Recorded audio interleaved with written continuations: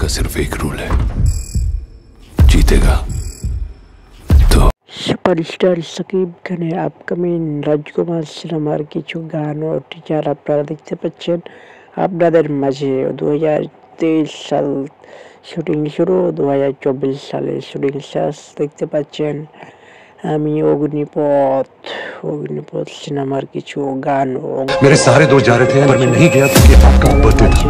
उसी दिन को रिप्ले करते, कुछ नहीं करना आपको, आपको बस पापा पापा करना है और मैं आपकी